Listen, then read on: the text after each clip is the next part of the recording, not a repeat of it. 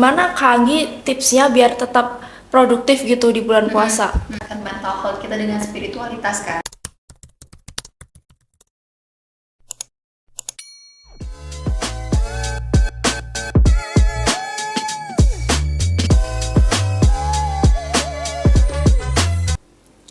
Halo Sobat Sines, selamat datang di Psychotion, Psychology Conversation. Bersama aku hari ini Sandra Ulia akan menemani kalian dalam bincang-bincang dengan topik yang tentunya bakalan seru dan menarik banget. Nah teman-teman, hari ini aku nggak sendiri nih, aku kedatangan special guest yaitu Kak Anggita. Halo Kak Anggi. Halo, Sang. Bisa say hi dulu dong ke Sobat Sines. Oke, halo Sobat Sines. Kenalin aku Anggita Syares, aku biasa dipanggil Anggi, mahasiswa psikologi UNES. Oke, Kak Anggita, aku terima kasih banget karena udah menyempatkan waktu nih. Aku tahu Kak Anggita Yes. tuh sibuk, super sibuk Oh, banget ya. iya. Nah, gimana Kak Anggita kabarnya hari ini? Baik, aku baik-baik aja. Sekarang aku lagi mengerjakan skripsi ya, kita bilang aja mengerjakan skripsi tugas akhir lah. Iya, tugas akhir. Oke, berarti kesibukannya akhir-akhir ini gimana nih? Apalagi kan ini di bulan Ramadan ya Kak ya? Eh, Bekerja sih ya seperti biasa karena aku bekerja juga di psikologi ini dari pagi sih, dari pagi sampai sore ikut jam kerja seperti biasanya. Terus kemarin-kemarin aku juga mengerjakan tugas akhir aku. Untuk sekarang sudah selesai, mau menunggu jadwal kerja, Oke. menunggu hari H, sorry. Oh.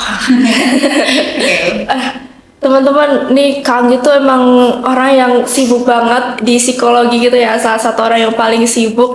Dan makanya aku tuh kayak berterima kasih banget gitu loh Kang Gi mau menyempatkan waktu di sini. Gitu. Nah, ngomong-ngomong nih Kang Gi, hari ini kan tadi kan kita sempat menyinggung tentang bulan Ramadan ya.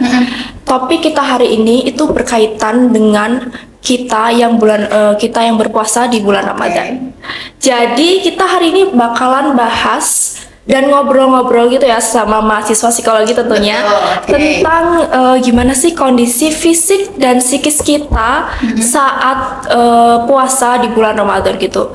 Kak Anggi hari ini puasa? Kebetulan sedang libur ya. Oh iya. Tapi dalam menjalani hari-hari sebelum itu kan pastinya harus gimana Kak Anggi tipsnya biar tetap produktif gitu di bulan puasa? Oke, jadi kan aku tuh puasa kemarin, ini baru kemarin aja sih.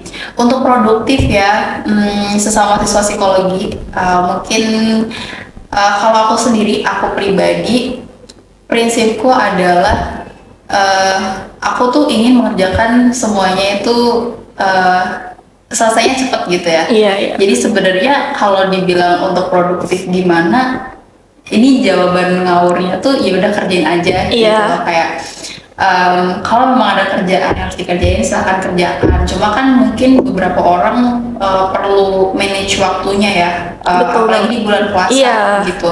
Kalau dari aku sendiri, untuk manage waktu itu dari jam 8 aku bekerja, mungkin di situ di jam istirahat aku juga bisa nih nyicil-nyicil ngerjain tugas akhir, terus nanti pulang itu aku nggak langsung ngerjain sih karena kan ada yang bilang kalau otak kita itu aktif itu ataupun kita tuh apa ya semangatnya Iya. itu bekerja dari jam 7 sampai tengah hari, apalagi kalau di bulan puasa. Iya. Jadi aku memanfaatkan nih dari jam 7 sampai tengah hari itu untuk mengerjakan semua yang memang harus aku kerjakan di hari itu. Jadi sebelumnya tuh aku bikin list dulu guys. Jadi misalkan bangun nih, aku mikir kira-kira hari ini aku akan ngapain aja, terus pagi-pagi aku sampai di tempat kerja aku harus ngapain aja tuh aku list tuh semuanya. Nanti kalau memang udah ada nih listnya, aku akan kerjakan, aku maksimalkan dari jam 7 sampai jam 11 tadi, jam istirahat. Kalau memang habis jam itu aku masih semangat untuk mengerjakan, ya otakku masih bisa berpikir dengan Iya. baik, aku akan mengerjakan gitu. Jadi pokoknya maksimalkan jam 7 sampai jam 11 gitu. Nanti udah pulang sore, aku buka dulu biasanya kalau aku puasa. Habis buka kan dari maghrib ke Isya untuk terawih itu kan waktunya nggak lama kan, jadi ya udah sholat isya terus taraweh, baru setelah itu aku akan mengerjakan tugas-tugas yang lain. Biasanya kalau aku tuh sampai jam 10, cuma kalau emang belum ngantuk ya dilanjutin aja sih. Atau biasanya kalau udah ngantuk nih, aku tidur dulu, terus nanti aku set alarm kayak jam 12 atau jam 1 untuk bekerja lagi sampai sahur sekalian, terus sholat subuh gitu. Biasanya kalau ngantuk aku tidur lagi. Tapi sebenarnya kalau Iya. di agama gimana? Iya, enggak, ya harusnya enggak sih. Tapi kan kita Iya. nggak tahu ya, harus memanage waktu tidur juga. Ya, jadi itu biasanya kayak gitu sih guys. Oke, berarti emang intinya kita harus memanfaatkan otak kita yang lagi aktif-aktifnya dari jam 7 sampai tengah hari gitu ya. Benar. Terus juga itu juga menjadi kebiasaan Kanggi ya selama bulan puasa berarti. Iya, Iya. karena ya biar manage waktunya lebih enak gitu kan. Iya. Kalau dari Kanggi sendiri kan ini kan di bulan puasa ya. Apalagi kalau sebelumnya kita belum masuki bulan puasa itu ada nggak sih Kak adaptasi tertentu gitu yang menurut Kakak Kanggi untuk beradaptasi dari ke bulan puasa itu sulit apa enggak Kak? Oke. Kalau dari aku sendiri sebenarnya nggak terlalu sulit ya. Paling bangun kayak bangun untuk sahurnya aja sih yang agak iya. lumayan susah gitu. Tapi kalau aku pribadi semua itu emang harus dipaksakan ya. Iya. Jadi untuk adaptasinya sendiri aku nggak ada prepare jujur guys untuk sebelum puasanya kayak harus puasa dulu. Mungkin ini ya ganti puasa, kalau kita sebagai wanita kan kita Iya. pasti ada ganti puasa kan. Nggak pasti sih, beberapa mungkin yang memang dapatnya di bulan puasa pasti kita akan gantikan. Nah itu mungkin juga bisa jadi latihan tuh buat kita. Oh, Gitu. berarti emang karena kan kita emang sebagai wanita atau kebanyakan emang gak bisa full 30 hari puasa dan itu bisa jadi latihan kita nih kan sebelumnya misal kita ada ganti puasa itu kan bisa melatih kita untuk berpuasa kayak istilahnya to restart dulu gitu ya Kak ya. Yes, gitu. Iya, berarti ntar di bulan puasa jadi nggak kaget lagi kalau kita udah puasa full dan rutin gitu. Iya. Nah, Mungkin itu ya. iya, oke. Ngomong-ngomong nih Kak, kalau tentang puasa, itu kan kita tahu ya kalau puasa itu harus nahan lapar, nahan Betul. haus. Selain itu juga kita harus mengontrol nafsu dan juga emosi gitu kan Kak. Nah, aku tuh pengen tahu deh, sebenarnya ada nggak sih perubahan yang signifikan gitu ketika kita berpuasa terhadap emosi atau tingkat stres kita gitu? Oke. Kalau menurut aku, Iya. kan kita biasanya kalau puasa itu kan konsumsi makanannya akan lebih berkurang kan daripada sebelumnya. Iya. Apalagi yang paling utama adalah konsumsi air putihnya. Jadi makanya kan ada batas tuh 8 gelas per hari kan biasanya kalau misalkan di iklan-iklan tuh kan. Iya. Nah itu mungkin tujuannya adalah untuk meningkatkan pasokan oksigen dalam otak. Iya. Kalau misalkan nih orang yang puasa minumnya nggak banyak, pasti kan pasokan oksigen dalam otaknya tuh berkurang. Nah itu yang bikin kita tuh biasanya ngantuk. Udah ngantuk ditambah lapar, orang kan pasti sensitif ya. Iya betul banget Iya sih. kan, San? Heeh. Jadi menurut aku emang ada banget dari pengaruh puasa ini terhadap emosi manusia. Jadi emosi manusia tuh nggak stabil. Gitu. Cuma kayaknya ini malah jadi kesempatan buat kita ya, buat belajar untuk meregulasi emosi kita. Oh, iya, Kan kalau di betul psikologi banget kan sih. ada kan? Iya ada. Pembahasan tentang regulasi emosi gitu. Mungkin untuk puasa ini bisa kita jadiin nih apa ya ibaratnya ajang untuk kita belajar menahan emosi kita, juga. kontrol Iya, emosi, kontrol emosi. self controlnya juga mungkin setelah puasa self control kita akan lebih Lebih baik. baik gitu kan. Iya, mungkin seperti itu. Kak, jadi tentang self control tadi aku setuju banget sih karena aku juga pernah baca beberapa jurnal gitu ya yang mengatakan kalau puasa itu menjadi salah satu cara untuk kita meningkatkan self control gitu. Ya. Ya, bahkan ada yang bilang kalau puasa itu alternatif terapi alternatif untuk Yes. itu psikosomatik. Ya, tau kan kalau psikosomatik itu kan gangguan mental yang bisa berdampak pada kondisi fisik kita gitu. Jadi emang bener sih kalau kita tuh harus puasa ini tuh juga ada manfaatnya gitu buat mental maupun tubuh fisik kita gitu kan ya Kak ya.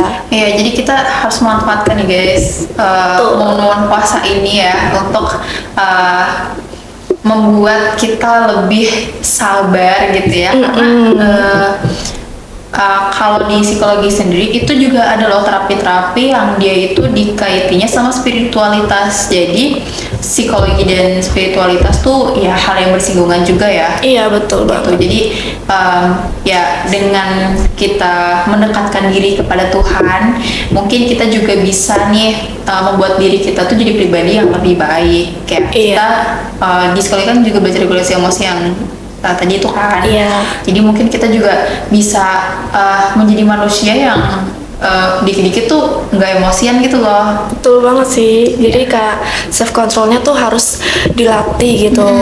Jadi kita tahu juga ya Sobat Sines kalau emang spiritualitas dan jiwa psikologi itu sangat berhubungan dan berkaitan erat gitu. Nah, Kanggi kalau Kanggi dalam kesehariannya di bulan puasa itu tuh gimana cara Kanggi biar moodnya itu tetap stabil gitu loh. Apalagi kan kita sebagai cewek gitu ya, agak emosional dan sensi dikit gitu. Nah gimana nih? Pasti agak susah nggak sih Kak? Untuk menjaga mood biar moodnya nggak jelek gitu ya. Iya betul. Sebenarnya kan aku nggak tahu ya, cowok dan cewek mungkin memang ada perbedaan sensitivitas. Cuma kan ada beberapa yang cowok juga lumayan sensitif gitu kan. Kita tidak bisa mengkotak-kotakan menurut aku. Jadi untuk menanggulangi mood, kita hindari hal-hal yang sekiranya bisa membuat mood kita menjadi lebih buruk gitu. Jadi misalkan kita ada melihat apa ya, oh anak-anak kecil main petasan tuh kan biasanya malam-malam tuh kayak ya udah kita yang bisa kita kontrol tuh kan ada diri kita nggak bisa kontrol stimulus dari lingkungan ataupun stimulus dari eksternal. So kalau misalkan ada kayak gitu sih biasanya aku lebih ke kita bisa mungkin mendengarkan apa gitu pakai earphone atau pakai headset gitu ya biar suaranya itu teredam gitu. Terus kalau misalkan ada sesuatu yang memang mengganggu kita, aku sih lebih berpikir untuk kayak ya udah gitu loh, dia kan juga mungkin punya apa ya, punya permasalahannya sendiri. Misalkan ada orang yang emosi-emosi ke aku gitu ya, aku kayak berpikir bahwa oh ya dia punya permasalahannya sendiri yang mungkin sulit untuk dia selesaikan. Jadi saran aku mungkin kita juga harus belajar memaklumi orang lain sih. Apalagi atau memaklumi keadaan gitu ya Kak ya. Apalagi kan kita sebagai mahasiswa sekolah gini ya, mungkin kita bisa lebih memahami orang lain gitu. Iya, mungkin karena aku lihat kakak nih sangat pandai buat meregulasi emosi dan juga menjaga mood gitu ya. Mungkin itu juga salah satu cara gimana Kanggi bisa tetap produktif ya. Apalagi kan Kanggi ini udah semester akhir ya. Kira-kira tugas akhirnya tentang apa nih penelitiannya? Pertama-tama sebenarnya saya adalah orang yang awalnya tuh sulit untuk meregulasi emosi saya. Oh gitu ya? Iya, saya sulit untuk meregulasi emosi saya, sorry.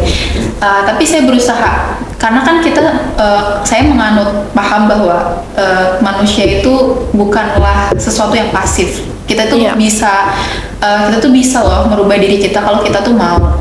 Gitu. Kenapa sih kita harus selalu terpengaruh oleh lingkungan? Kita tuh punya power sendiri loh untuk berkembang dan menjadi lebih baik gitu. Jadi itu yang pertama. Iya. Jadi saya juga sedang berusaha untuk memperbaiki, meningkatkan regulasi emosi saya gitu. Oke, berarti Sobat Sines, Kang ini bisa jadi contoh yang baik itu ya. Kalau kita emang dasarnya kita orangnya emosian, tapi kan hidup tuh nggak harus sesuai maunya kita juga. Kita juga harus belajar untuk meregulasi emosi, dan juga itu kan belajar itu kan bertahap ya Kak. Yang penting tuh konsisten gitu kan. Betul. Iya. Ya jadi ya itu yang tadi. Yang kedua, apakah regulasi emosi juga berkaitan dengan produktivitas gitu Iya. ya. Kalau menurut aku tuh sangat-sangat mempengaruhi sih. Soalnya kalau mood kita udah jelek, pasti kita butuh waktu lagi untuk kayak mengerjakan sesuatu. Soalnya pengalaman dari aku sendiri, Iya. kalau misalkan ngerjain skripsi dengan mood yang jelek itu kayak entah mengapa itu sulit untuk penulisan saya tuh jadi kurang bagus gitu loh. Ini aku aja ya, izin ya teman-teman. Penulisanku tuh jadi kurang baik, kurang bagus gitu. Jadi ya marilah kita marilah kita membiasakan diri kita dengan stimulus-stimulus yang ada di lingkungan kita. Iya. Ya kayak ya udahin aja sih gitu. Singkatnya tuh gitu ya. Iya, Oke. jadi kayak let it flow aja gitu kan. Bener. Terus tadi pertanyaan yang ketiga kayaknya nanya tentang skripsi ya. Aku emang banyak nanya ya Kak di sini ya Kak. Kita kayak kita ngobrol ya. Iya, ngobrol biasa aja sebagai sesama mahasiswa psikologi gitu. Oke, skripsi aku. Iya, gimana?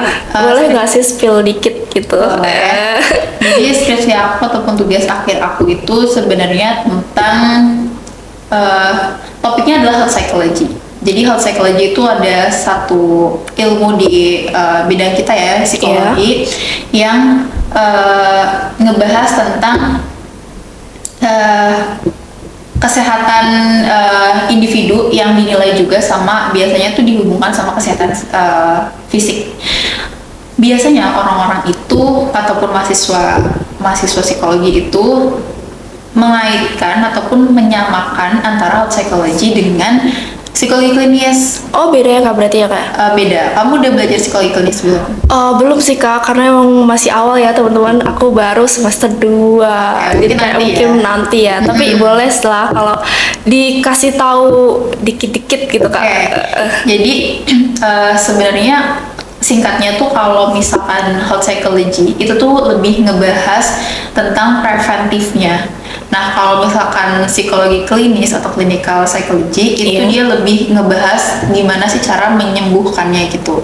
Mungkin itu garis besarnya ya teman-teman. Nanti teman-teman akan belajar lebih detail dengan dosen-dosen kita yang sangat-sangat mahir dalam bidangnya. Iya. Gitu. Terus topik aku itu tentang pengaruh nudging, kalau tepatnya afektif nudging, dalam mempengaruhi fruit intake atau asupan buah-buahan gitu. Apalagi kan sekarang bulan Ramadan tuh sebenarnya kita harus konsumsi makanan-makanan yang bernutrisi ya kan? Iya betul. Jadi dengan konsumsi makanan yang bernutrisi kita tuh juga bisa lebih produktif, karena kan asupan nutrisi kita, asupan oksigen ke otaknya itu akan lebih terpenuhi gitu ya. Terpenuhi ya gitu.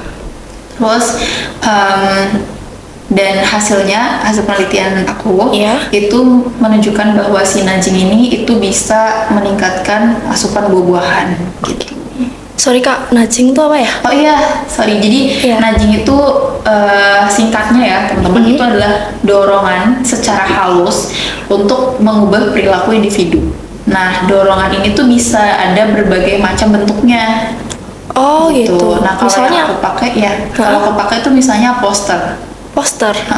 Jadi poster yang kita taruh di supermarket, karena aku pakai virtual reality, pakai VR, itu ditaruh di kayak supermarket gitu. Itu dikasih tulisan kayak aku nggak tahu ini harus dikasih tahu nggak, tapi aku lebih baik tidak memberitahu. Oke.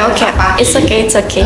Itu pokoknya isinya itu tentang pesan afektif yang bilang kalau pokoknya yang akan menganjurkan orang kalau misalkan dia melihat poster tersebut, dia akan mengambil si buah-buahan yang ada di supermarket itu. Oh alah, kayaknya aku pernah deh Kak ikut penelitiannya. Dia tuh Kanggi juga.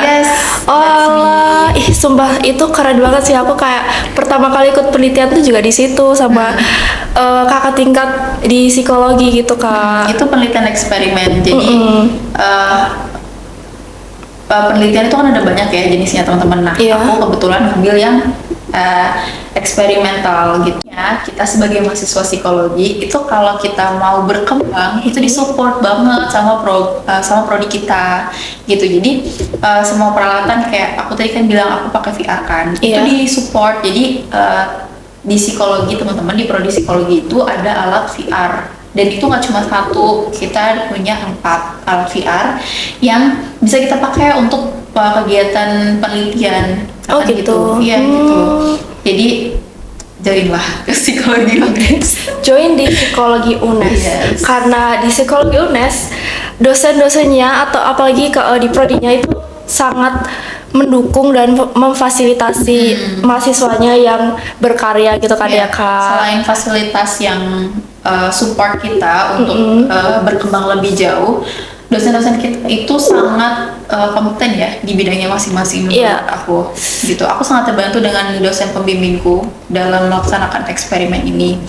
Terus pokoknya banyak banget deh alat-alat yang bisa kita pakai untuk penelitian kita ke depannya itu kalau di psikologi UNES. Iya, setuju banget aku pas Kak Gi bilang kalau dosen-dosen kita tuh sangat kompeten gitu karena emang dalam kesehariannya di mata kuliah di perkuliahan di kelas itu sangat membantu dan kayak gimana ya penjelasannya tuh kayak langsung bisa dipahami dan nggak monoton gitu loh. Jadi Iya. kayak ada interaksinya antar mahasiswa dengan dosennya gitu. Oke, kita jadi agak melenceng dikit nggak apa-apa ya kayak dari Ramadan jadi iya, tapi kan biar ini siapa tahu sobat Sines ada pandangan gitu ke depan mau mendalami ilmu psikologi bisa nih masuk psikologi UNES ya nggak? join Bilas. Iya, join. Oke.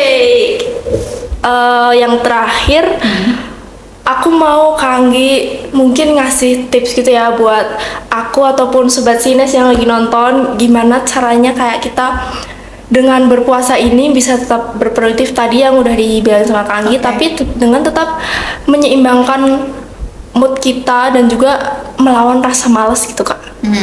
Oke. Sebuah tip dari mahasiswa. Iya, mahasiswa yang sangat sibuk. Jadi tips dari aku yang pertama dari makanannya sih. Jadi konsumsi makanan yang memiliki nutrisi. Jangan kayak ya nggak apa sih sebenarnya, kan kita sebagai anak kos tuh makan nasi pakai nugget Aduh, itu atau sangat relate.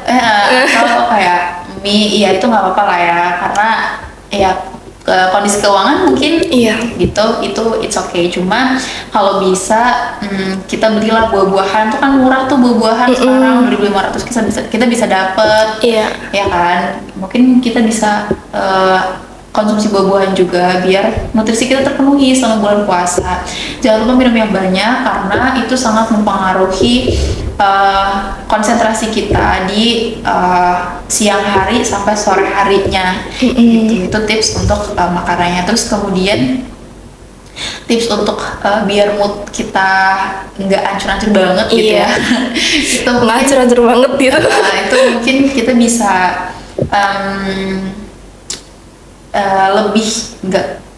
lebih nggak apa ya, nggak ngewaro itu apa sih, sorry banget.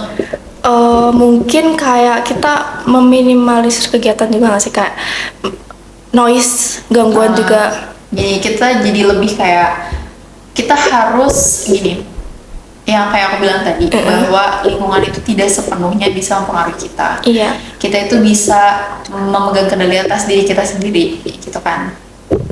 Nah, jadi lebih baik kita fokus aja ke diri kita sendiri. Kita nggak usah fokus sama stimulus-stimulus yang ada di luar. Nggak usah terlalu fokus sama eksternal lingkungan yang ada di kita. Karena kita nggak bisa kontrol itu, guys. Kalau misalkan kita sibuk untuk mengkontrol semua itu, ya menurut aku Energinya bakal iya itu akan draining banget. Gitu capek kan. sendiri gitu.